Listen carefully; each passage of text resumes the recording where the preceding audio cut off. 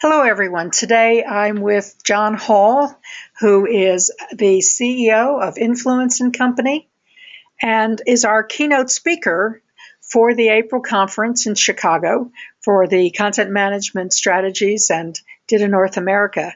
So, John, I'd like to welcome you and to ask you to start off and tell our listeners a little bit about yourself.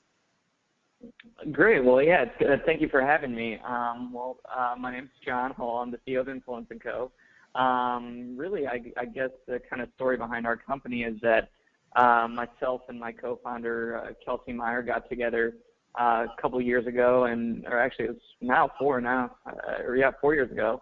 And we wanted to basically solve a problem on gaining trust with customers or gaining a meaningful relationship with the audience that you're trying to basically influence. And so what we looked at is, how can you do this? How can you naturally influence an audience?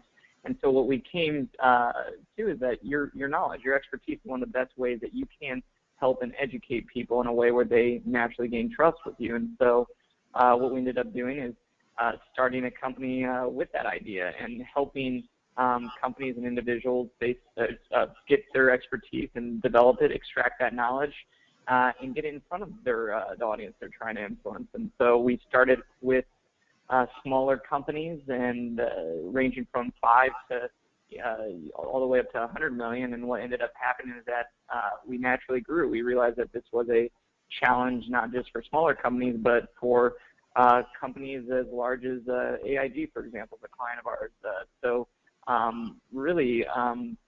We started with a very, simple problem and came up with a solution for it. And now we've grown quite a bit in the last couple of years, and it's been a great ride. What do you find is the effect on those companies you're engaged with? How do things change for them when you begin to really focus on content and their expertise?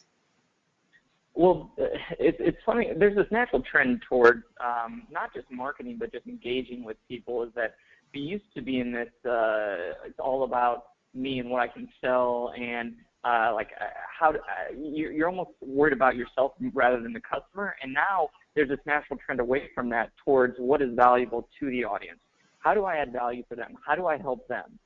There was a study that came out in HBR a few months ago that it was something like 70 or 80% of people want and almost look to be educated before making a decision, not just to buy, but to recommend, to be a brand advocate for somebody. And so if you're wanting to get a good reaction out of a customer or out of an audience you're trying to influence, there has to be some education there. And yes. And that's exactly what we try to do and what we look at. And that's ultimately the result we want to happen, is to actually influence that audience or customer to do what you'd like in a very natural way through education. Well, a lot of the people who are going to be attending this conference often struggle with convincing, especially their senior management, that content is important. The reaction they get is that, the people who produce content are simply a cost center. They're not helping to make the sale. How can we counter that kind of point of view? That's a great question. It's actually very timely with what we're doing right now. We're actually doing a study amongst CMOs and chief executives on what are the barriers that exist with having success in content. And I'll actually cover this as a part of my speech, is that you have to get people on board with this, and it's through education. It's actually, ironically, it's through education and thought leadership yourself by educating them on the value. Because when you're going from direct sales or a model where you're trying to go directly to someone and get what you want, instead you're caring about them, it's tough to see the ROI or to actually see the initial ROI unless you know how to measure that. Mm-hmm. So that's something that's a longer conversation to have, which I'll address during the speech. But the short answer is you have to be very clear on what the business goals you're trying to accomplish, and you have to effectively execute that. And so there has to be processes in place and resources there to actually execute and to get that done. And then that has to be tracked, measured, learned, and then brought back to what you're executing. And right now, people are, to be honest, they're kind of half-assing it. They're not doing everything they should be doing to be successful. And then they go to their executives, or they go to, let's say the CFO, and say, here's, the benefit in the short term. And they do run across some barriers. And so it's very important that companies kind of know how to, like, what business goals are we trying to accomplish, in addition to how am I going to measure this? How am I going to show that this is valuable? And there's definitely ways to do it. There's a lot of companies that have had success doing this, but this is one of the big barriers that is most companies are dealing with right now, is showing that ROI and getting all the executives and key employees on board. Yeah. Do you have are there good examples? And certainly I'm sure you're going to talk about this at the keynote, but are there good examples of companies that have shown that, they're increasing their sales, they're increasing profitability because of content? Sure. There's actually, I'll just tell you about one I just read today, which is I was reading a blog post about HSBC, how they measured, how they looked at how people interacted with their content, or how a certain type of, or how a customer would that interacted with their content, what they ended up doing, and they ended up spending more with the company, and they actually measured that audience and compared it. It was basically A/B testing, and then they compared it to ones that didn't get that content, they didn't educate, and was going through the typical sales cycle, and that was extremely fascinating to see, and it was something like 50%. And so you're seeing this across the across the board, where it's not a lot of data. We can be honest, is that it's kind of BS. There was just an Ad Age article about how 90% of data is bullshit. Where you do have to be. I mean, it's funny. It's hilarious to see that or to hear that. But I mean, I've seen some data collected, and a lot of it is BS.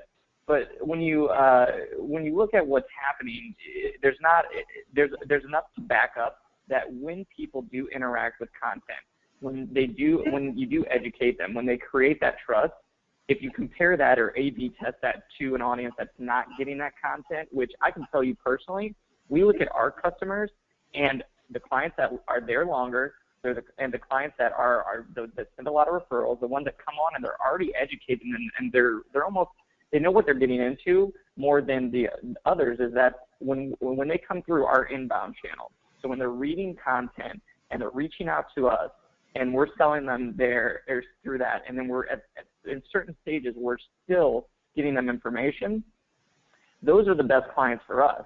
And we measure that. And those are the ones that there's long-term value. And then the ones that, let's say I go to a conference, have a drink with somebody, and they're like, boom, let's do business together. A lot of times those aren't the best ones. They might like me, or, well, I don't know, I could just, it depends, but if they just like the conversation, they could have just signed on and said, okay, we have a need, and I could have done a very poor job of actually educating them on that during the sales process. So that's why it's very important to have that content side. I think in a lot of cases, when you engage people that way, they're just ready to get rid of you. Yeah, exactly. And that's where, like, sometimes I need to take a step back and realize this is something I learned years ago. It was from Rand Fishkin from Moz. And I'll never forget it. He said in a speech, and I asked him afterwards, and he goes, next time you're selling, think about, maybe you don't want to sell them on that first one, that first time you are talking to them. Maybe you want to sell them on the seventh time, after they've interacted with you, after they've read content, after they've engaged with your brand in a natural way where they truly are making that good decision. And I asked him why, and he goes, well, one, you're going to get the right clients. They're going to be educated, so you're going to reduce, this isn't just sales. Content is a solution for not just sales, but being effective with your account team. It's effective for training clients, so you're setting expectations so that they come in and they become brand advocates because you're delivering on pretty much what you gave to them, rather than an initial just, hey, we're signing up, we want to go, or we want to go on with the product or service. So I always remember that, is that, do I want that first sale, or do I want to get them at the right time so that they're the best client that they can be? Right. Well, thank you very much. I think this is going to be a great introduction for the people who will be attending the conference. And obviously, they're going to hear a lot more and have a lot of takeaways from what you're doing. Thank you very much, John. Appreciate your doing this today. You're welcome. Happy to help.